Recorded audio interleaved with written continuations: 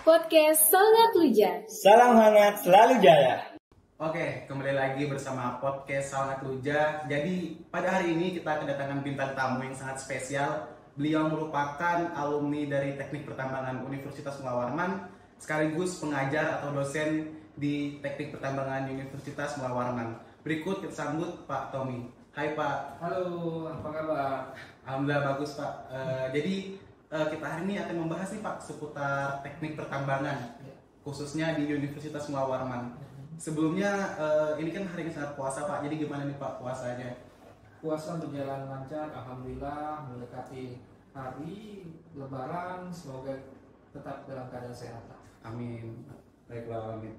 Jadi kita akan membahas beberapa topik nih Pak, khususnya kan kita tahu nih dari zaman dulu sampai zaman sekarang tuh perbedaan dari mahasiswa tuh sangat pesat, entah itu dari pendidikannya, entah itu dari pengajarannya maupun perilaku mahasiswa pada zaman dahulunya. Jadi topik kita pada hari ini tuh bagaimana perbedaan dari mahasiswa zaman dulu sama mahasiswa sekarang. Mungkin bisa langsung aja Pak, yang pertama nih pendidikan dan pengajarannya Pak. Kalau kita semua di sini boleh tahu, kalau dari Bapak sendiri kan yang mengalami atau menjalani di khususnya teknik pertambangan, gimana perbedaan pendidikan dan pengajaran dari zaman dulu sampai yang sekarang yang Bapak rasakan? Oke, mungkin saya coba jelaskan dulu ya. Saya kebetulan juga alumni Teknik Pertambangan ya, Universitas Mulawarman, masuknya tahun 2003 ya. Jadi pada masa-masa tersebut saya merasakan ada perubahan yang signifikan ya dari segi pendidikan lah ya, yang diterapkan di Teknik Pertambangan Universitas Mulawarman.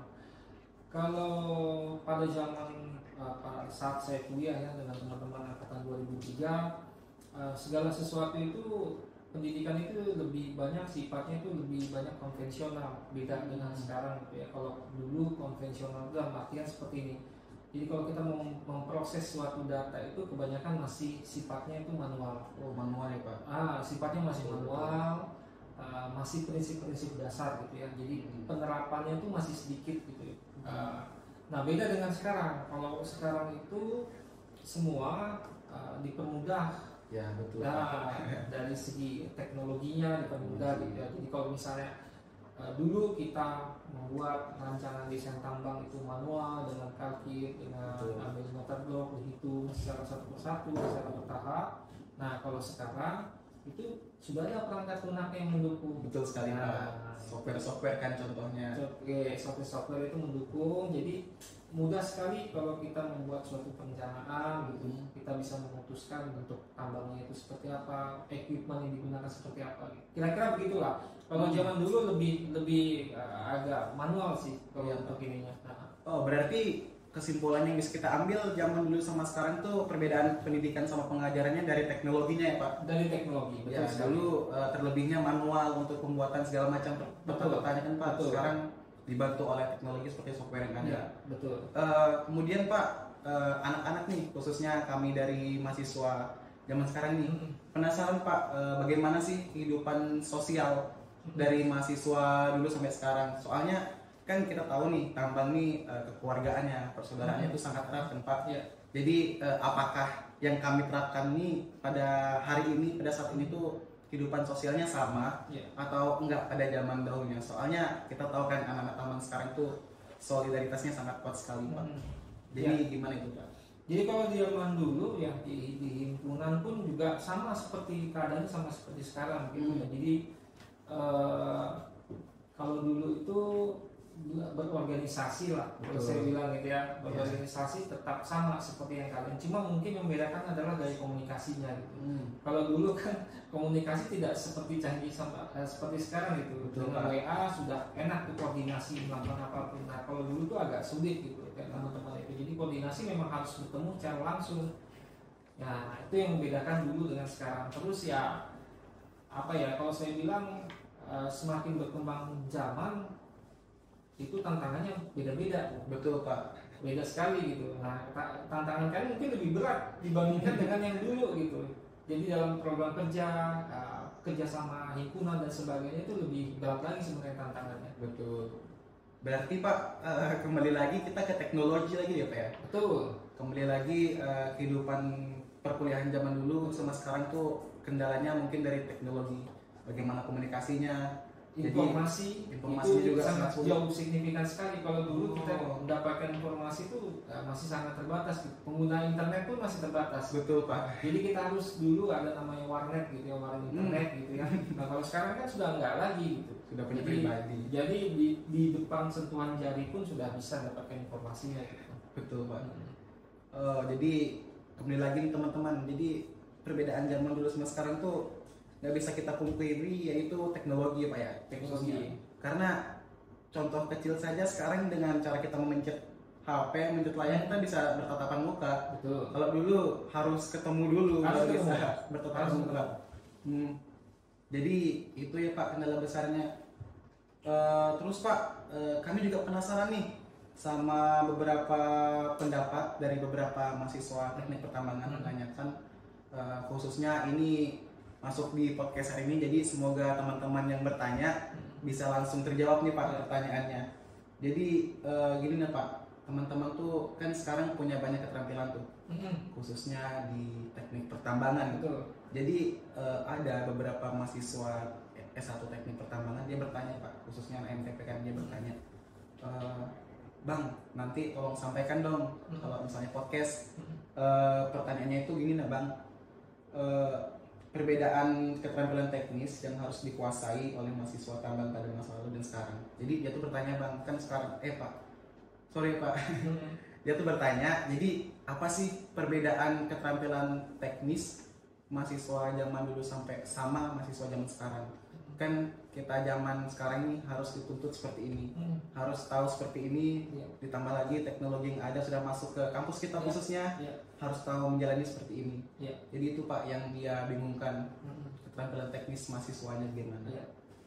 Kalau mungkin zaman dulu ya saya mungkin ulang lagi ya, jadi semua hal itu sifatnya manual. Lagi. Jadi kemampuan teknis untuk mengolah data secara individu itu juga dibutuhkan sekali gitu. Nah, semakin kesini teknologi semakin berkembang, seharusnya dengan teknologi berkembang itu tuntutannya kita mudah sekali untuk melakukan koordinasi, logikanya begitu. Betul Pak. Jadi dengan pengolahan data yang cepat gitu ya, kita bisa memutuskan sesuatu masalah gitu seperti apa, dan itu kita bekerjanya secara tim. Nah ini juga mungkin saya mau ingatkan ke adik-adik HMTP sebenarnya kita yang kader-kader gitu, bahwa kemampuan intelijensia itu baik juga kita kita tekuni di dunia kampus ya, akademiknya lah. Tapi kehidupan untuk berorganisasi itu juga sangat penting sekali. Betul sekali Pak. Kenapa? Karena begini, pada saat kita membuat suatu kegiatan atau suatu proyek gitu ya, kita sudah merencanakan dengan kemampuan intelijensia kita.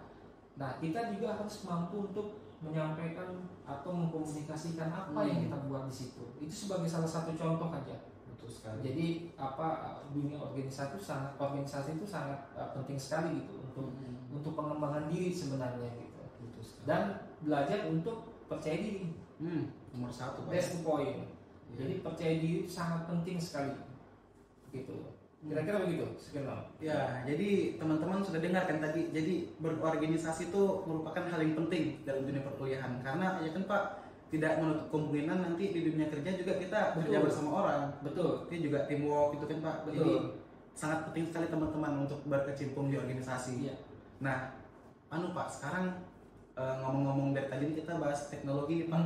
Ya. Jadi dari sudut pandang Bapak melihat perkembangan teknologi dari masa ke masa khususnya di teknik pertambangan Unmul ini Pak, bagaimana Pak? Apakah sangat pesat atau perkembangannya ada cuma agak sedikit lambat? Untuk perkembangan mungkin kita tidak secepat teman-teman di Pulau Jawa ya, Betul. karena di Pulau Jawa itu teknologi gitu ya itu sangat cepat sekali berkembang. Tapi kalau di kita memang dalam hari-hari ini kita masih tetap melakukan progres lah untuk pendekatan teknologi untuk khususnya untuk ke pertambangannya. Jadi intinya sih kita bisa mengikuti, tapi mungkin tidak sedrastis mungkin teman-teman di Pulau Jawa. Tapi kita akan usahakan itu semua. Jadi kita ada perkembangannya, cuma mungkin tidak semenusuk mereka ya Pak. Betul. Tapi sekali. bisa kita imbangin teman-teman dengan pendidikan Benar. kita di sini. Betul. Walaupun teknologi kita masih kurang, Betul. bisa kita imbangin dengan pendidikan kita di sini dan pengajarannya bagaimana. Betul. Jadi ini lagi Pak, beberapa asumsi dari anak-anak nih Pak, dari generasi ke generasi kan Pak. Kita sudah ada berapa generasi nih di teknik pertambangan dari 1999. Wah 99. Jadi 99 itu D3 dulu, Hmm. lalu tahun 2003 ada buka S1 teknik pertambangan. Jadi iya Pak, kurang lebih 24 tahun ya Pak. Ya, berdiri. kurang lebih begitulah. Sudah berapa generasi sudah Ya, nih? sudah banyak. Jadi alumni itu sudah banyak tersebar di Hmm. beberapa perusahaan gitu, baik swasta maupun di pemerintah sebenarnya. Jadi Pak, kalau menurut Bapak ini setelah melewati berapa generasi ini mungkin beberapa orang yang sudah Bapak ajar nih kemarin sudah punya anak, sudah punya istri. Ya. Jadi kalau menurut Bapak yang kami sekarang nih Pak Ya. yang sedang memegang pendidikan perkuliahan di teknik pertambangan nih, Ya.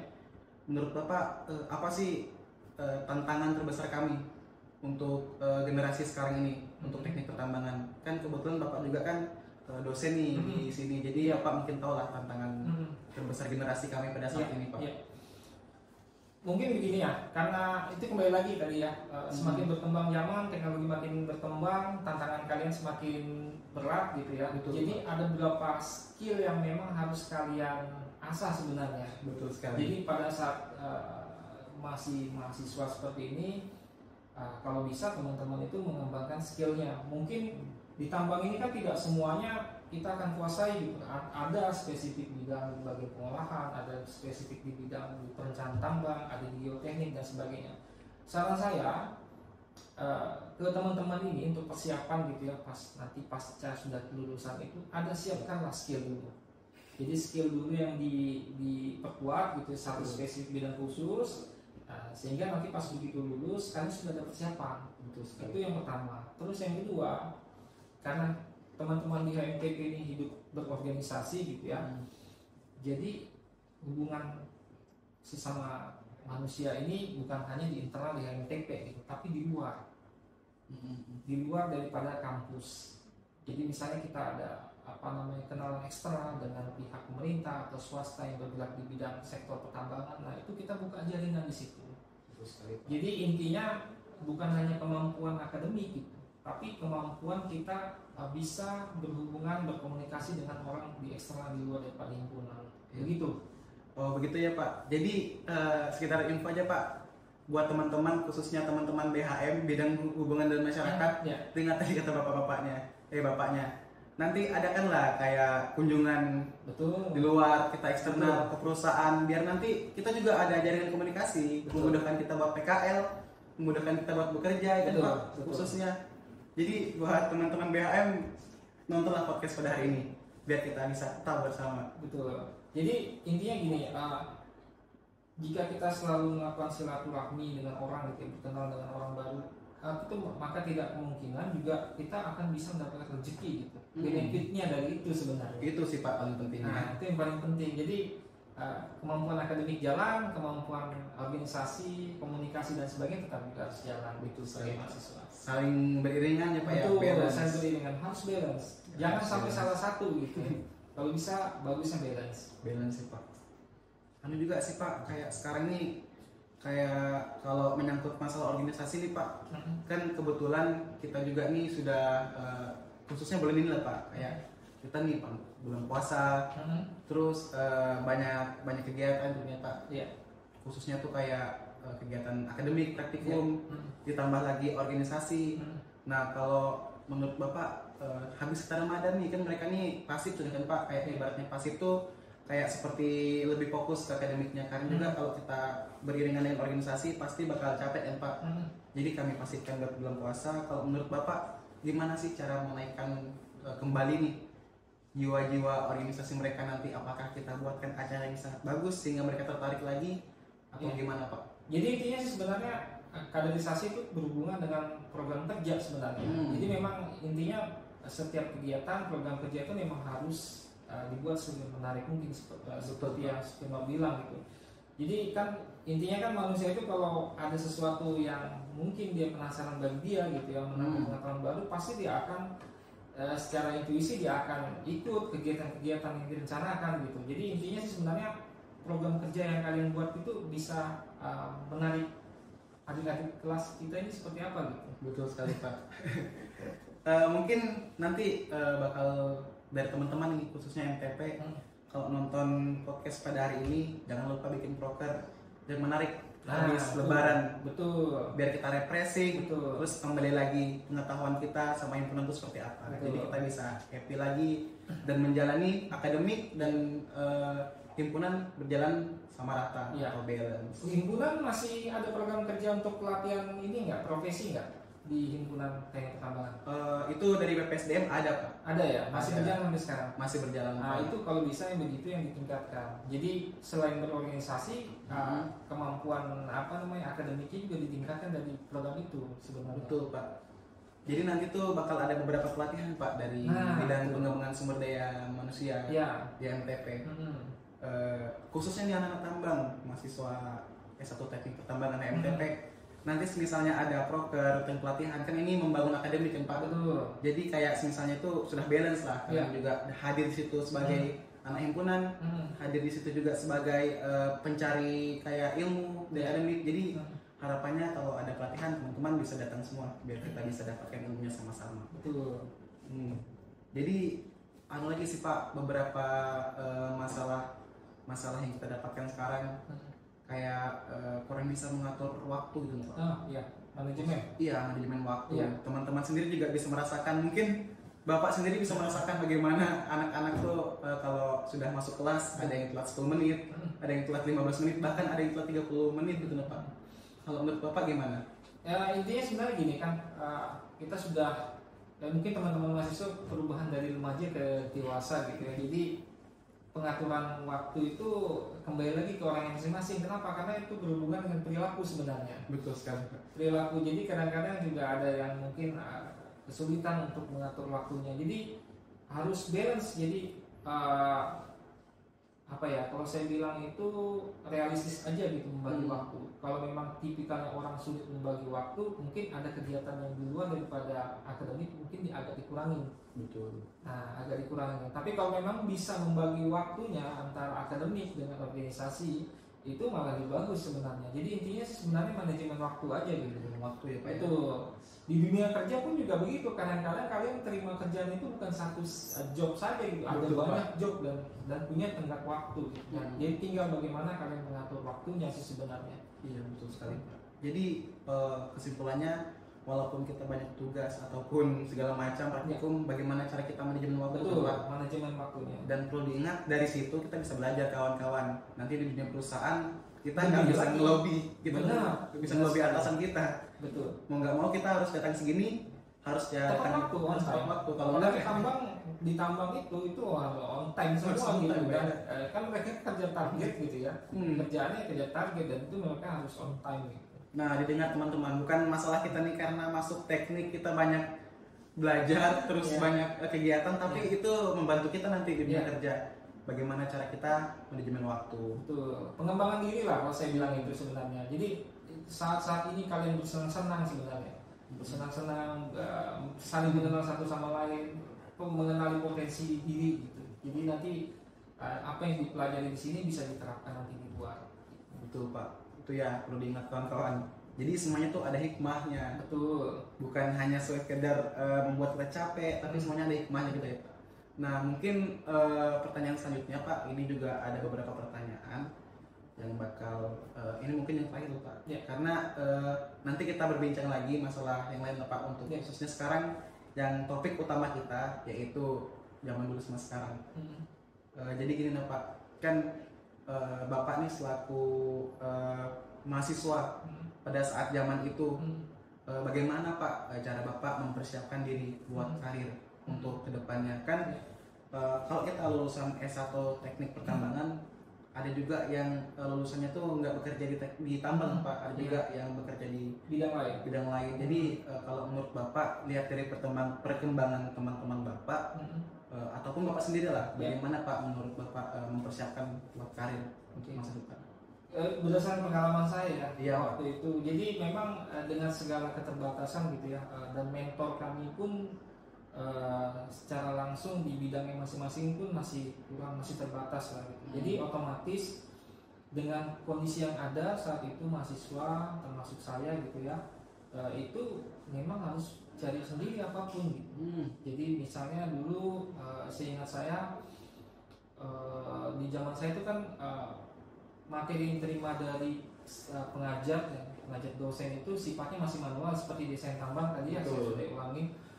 Nah, saya prediksi pada saat itu ya sekitar tahun 2005-2006 ini kemungkinan nanti semua akan beralih ke sistem digital semua gitu ya untuk proses pembuatan desain tambang. Jadi saat itu memang saya belajarnya banyak otodidak sebenarnya.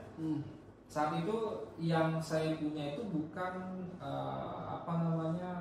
modul berupa video, tapi dari modul-modul paket gitu ya untuk software tambang gitu. Jadi saya coba belajar sendiri sampai ada suatu kondisi di mana komputer teman saya itu rusak gara-gara saya gitu. Kenapa? Saat itu cara menginstalnya nggak tahu, saya coba-coba gitu. Ternyata itu merusak komputer teman saya gitu ya. Nah itulah dari situ saya banyak belajar, pelan-pelan saya belajar kurang lebih sekitar 6 bulan sampai setahun saya belajarnya otodidak sendiri, dan itu sampai tengah malam gitu saya belajar.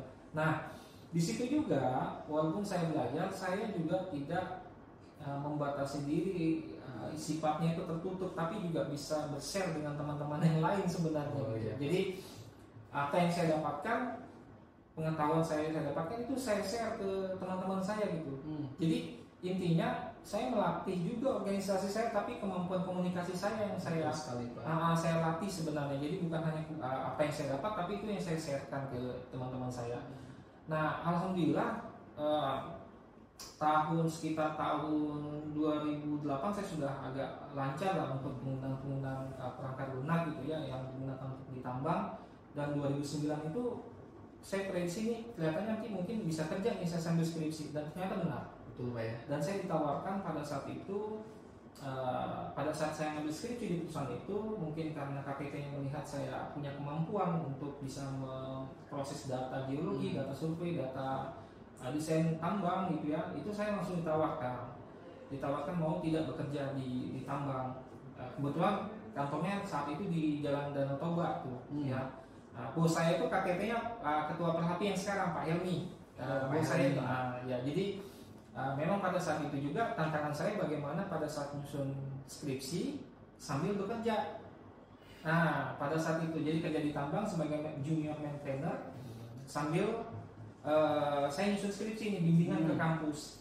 Jadi memang pada saat itu dilema kan gitu. Jadi saya omongkan dengan KTP, ini mohon maaf Pak, jadi kalau saya diterima bekerja di sini, saya mohon izin kalau saya ada akses waktu jam istirahat untuk bisa bimbingan skripsi Pak ya. Betul. Jadi itu konsekuensinya gitu kalau saya diterima bekerja di sini. Dan alhamdulillah KTP saya pada saat itu mengizinkan gitu. Silakan aja gitu sambil nyusun bisa bimbingan skripsi ke kampus. Jadi intinya gini, kalau kalian punya skill, orang pasti akan melirik kalian gitu. Tapi kalau kalian tidak punya skill, kemampuan skill itu agak sulit gitu. Tapi kemampuan komunikasi juga harus diimbangin gitu. Penting gitu ya. Penting juga itu. Gitulah pengalaman saya ya. Oh ya, jadi dalam mempersiapkan pada generasi Bapak dulu tuh sangat lumayan susah ya Pak ya? Agak sulit kan, terbatas masih. Nah, buat teman-teman juga jangan sering mengeluh. Generasi kita sekarang tuh sangat dimudahkan dengan teknologi. Beda dengan generasi dulu yang harus apa-apa tuh sendiri, apa-apa tuh harus manual. Sekarang kalau mau belajar nih Pak, ada YouTube. Oh sudah jelas. Mudah sekali, sangat mudah sekali. Sangat mudah sekali, tinggal ngikutin videonya. Dulu bayangin kita harus baca sampai rusak kok. Sampai rusak komputer teman Bapak tadi. Jadi buat teman-teman sekarang bersyukur lah dengan adanya teknologi yang sudah berkembang. Khususnya di Universitas Mula Warman di S1 Teknik Pertambangan. Kita sudah dilengkapi dengan sekarang tuh ada komputer, terus lab-labnya juga alat-alatnya sudah lengkap. Bayangin aja dulu pernah dengar cerita juga Pak, gimana ceritanya waktu dulu tuh kalau kita mau praktikum tuh atau kuliah kita cari tempat lain gitu gedung lain. Oh iya benar. Jadi saat itu ya karena kita kan masih jurusan ya di Diploma 3 dulu, semester 9 2003 sudah. Jadi begini mulai 99 sampai 2003 itu statusnya kan masih jurusan ya. Jadi seperti jurusan yang lain itu masih belum ada, hanya ada teknik pertambangan, dan itu dibagi berbagai macam konsentrasi sebenarnya. Betul, Pak. Nah setelah tahun 2003 itu kita berubah nama jadi UPT, Unit Pelaksana Teknis Fakultas Teknik namanya masih. Jadi belum Fakultas Teknik, Belum UPT fakultas, Pak, ya? Fakultas Teknik. Nah itu gedung pun mulai tahun 99 sampai yang masih jurusan sampai UPT Fakultas Teknik kita tuh masih gedungnya terpisah-pisah. Karena belum ada satu tempat di mana Fakultas Teknik seperti saat ini berada gitu ya. Jadi nanti mungkin pagi kita di gedung di sebelah rektorat gitu ya, yang sekarang jadi farmasi. Nanti mungkin siang kita pindah ke perikanan gitu, di sebelah ekip gedung-gedungnya gitu untuk perkuliahan. Jadi bersyukurlah teman-teman HMTP gitu ya, mahasiswa yang sudah ada tempat yang settle di sini, tempat himpunan sudah settle, tempat perkuliahan sudah settle, perkuliahan sudah lengkap ya, sistem monitor, apalagi sudah pakai TV sekarang untuk pembelajaran gitu ya. Nah itu sangat kita syukurin sebenarnya. Berbeda hal dengan kami saat itu masih pakai OHP. Kalau teman-teman masih OHP itu kayak kertas bening. Jadi kita buat dulu bahan presentasinya di Word gitu, kita print ke kertas bening. Setelah itu nanti dia pakai pancaran sinar gitu untuk bisa menampilkan ini. Jadi untuk pindah slide itu kita pindah kertasnya itu, kertas HP-nya itu secara satu persatu. Kalau sekarang kan di TV enak gitu ya, pindah-pindahnya PowerPoint gitu. Jadi sangat disyukuri lah. Tinggal kalian optimalkan aja kira-kira seperti apa gitu untuk bisa mengembangkan diri kampus. Nah itu loh Pak, jadi sudah dikasih tahu Bapaknya kan, teman-teman nih Pak, kalau kuliah aja kan kita ada kuliah di gedung baru tuh Pak, itu nggak ada liftnya lagi, liftnya rusak kan, jadi harus naik tangga. Banyak yang mengeluh Pak, banyak sekali yang mengeluh, kenapa liftnya nggak dibaikin, banyak sekali yang mengeluh. Bayangin zaman dulu kita pindah-pindah gedung, bayangin dulu kita pindah gedung saat itu susah banget, apalagi dulu jarang sekali yang pakai motor ya Pak. Dulu ada sebagian yang pakai motor, ada yang sebagian enggak. Apalagi anak-anak yang mungkin teman-teman angkatan saya mungkin dari daerah Hulu Makam dan sebagainya, mungkin dengan segala keterbatasan mau mau numpang ke temennya gitu. Biasanya gitu. Nah bersyukur lagi kita sekarang itu sudah maju sekali kan Pak teknologinya. Jadi poin kita pada hari ini kawan-kawan tetap percaya diri dan tetap utamakan kayak akademik kita ya Pak. Betul, dalam menjalani semua segala hal, tapi tidak melupakan juga yang namanya himpunan ataupun organisasi. Betul, karena itu adalah dasar kita buat nanti di perusahaan. Betul, pengembangan diri sebenarnya. Pengembangan diri kita juga nanti di perusahaan belajar tentang teamwork, itu dapat dari organisasi. Betul. Jadi bedanya zaman dulu sama sekarang mungkin sudah dikasih tahu oleh Bapak tadi Pak ya. Teknologinya kawan-kawan. Jadi dulu tuh serba manual dan perlu effort yang sangat besar ya Pak. Sangat besar saat itu. Sekarang buat teman-teman jangan malas-malas lah, karena kita juga sudah dibekali banyak sekali teknologi. Mau nonton YouTube dengan tutorial-tutorial sudah ada. Jadi sangat banyak sekali kemudahan buat kita sekarang. Jadi jangan banyak mengeluh, berbanyak bersyukur. Terakhir Pak, dari Bapak nih, karena hari ini kita podcast Salam Luja, Salam Hangat Selalu Jaya. Podcastnya anak-anak himpunan teknik pertambangan, mungkin dari Bapak lah kata-kata buat anak-anak teknik pertambangan zaman sekarang yang pegang di tahun 2023 dan 2024. Ya. Jadi intinya untuk teman-teman ya, himpunan terutama kader-kader himpunan juga, kalian harus bisa membagi waktu, intinya seperti itu.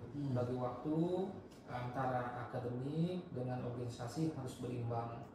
Jangan sampai timpang, saran saya seperti itu. Jadi memang harus diatur. Karena itulah seperti saya bilang tadi, pengembangan diri itu dimulai dari kampus dulu. Nanti itu akan menentukan kalian itu di luar itu seperti apa. Bisa nggak menerima job misalnya, atau suatu pekerjaan di bawah tekanan, atau dia multitasking, yang menuntut dia harus multitasking dan sebagainya. Jadi intinya harus berimbang itu. Ya, terus kalau misalnya ada kesulitan, banyaklah bertanya kepada seniornya, karena senior inilah yang lebih banyak berpengalaman makan asam garam lah di kampus gitu. Jadi kalau misalnya ada apa-apa, tanyalah ke seniornya gitu ya. Kalau ada kesulitan, termasuk ke dosennya juga sebenarnya, kayak ke saya juga alumni di sini gitu ya. Kalau misalnya ada kesulitan dan sebagainya, mungkin kita bisa berdiskusi lah gitu. Mungkin gitu. Itu kawan-kawan dari Bapaknya. Jadi semua tuh harus balance, dari akademik, organisasi dan segala macam halnya harus balance. Jadi karena kita hari ini puasa Pak, jadi sangat cekat sekali nih leher. Mungkin karena kita banyak bicara dari tadi, sudah beberapa lama kan Pak, hampir setengah jam kita berbicara. Mungkin ini terakhir lah Pak. Saya ucapkan buat Bapak terima kasih Pak, karena sudah menjadi guest star kami pada hari ini, bintang tamu kita pada hari ini, sudah menjalankan podcast Sangat Luja dari pengalaman Bapak, dari semua yang Bapak alami kita tuangkan di sini, dari motivasi dari Bapak. Kami ucapkan terima kasih. Mungkin saya harap Pak di lain waktu kita bisa bertemu lagi di podcast selanjutnya, karena podcast kita nggak bakal berhenti di sini kawan-kawan. Podcast kita bakal lanjut lagi di next part. Terima kasih Pak, semoga sehat selalu. Terima kasih Sukirno. Baik, Salam Pak. hangat selalu ya. Selamat selalu ya.